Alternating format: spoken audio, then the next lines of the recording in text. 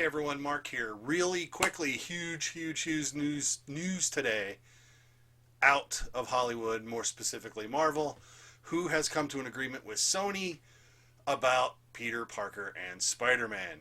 Uh, who would have thought that two incredibly huge corporations that were in charge of a money-making machine, or that both had a vested interest in said money-making machine, would come to an agreement that would allow them to both continue to make all kinds of money off of Spider-Man. I I wouldn't have called it. It seems ridiculous when you think about it. Why on earth would they work together? They'll work together because there's money to be made. More importantly, the fans are going to be happy with the final product.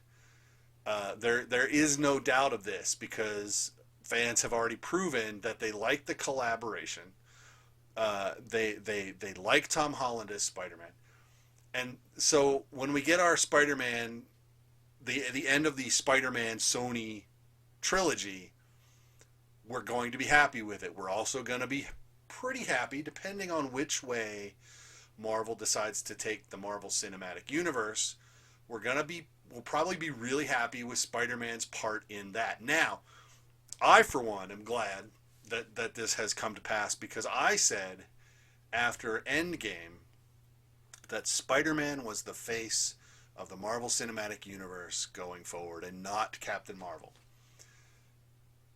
Marvel and Sony immediately went out of their way to blow that up by fighting over this kid. So now he's back. Yay. And I stand by that original statement. Spider-Man is the face of the Marvel Cinematic Universe going forward. And I think Marvel knew it. And that's why they continued to work behind the scenes with Sony and make it happen. The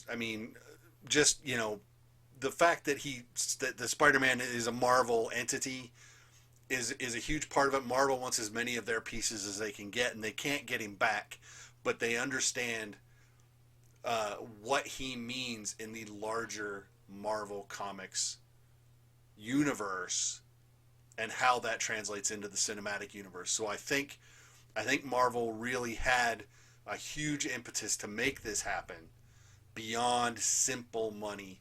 I think it lends more credibility to that cinematic universe moving forward, because of all of the choices that they've made and announced thus far, plucking some hitherto not very well known, lesser known than Iron Man before Iron Man hit the scene, heroes for future films. So I think the fans' outcry helped keep that whole process alive. I think Marvel's understanding of Spider-Man's place in the pantheon of heroes also helped keep that going.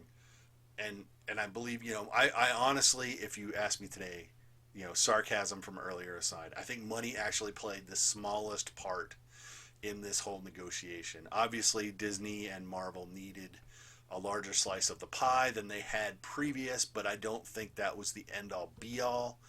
I really do think that it does boil down to Spider-Man's place in the pantheon of heroes for Marvel. So everyone rejoice, be happy, and look forward to whatever movies we get. We get 2021, we get our third Spider-Man movie, so I'm sure they are working feverishly to make sure that is going to be worthy of this deal that has just happened. So fingers crossed, but I think we're going to be okay. So till next time, everyone take it easy, and we will see y'all at the movies.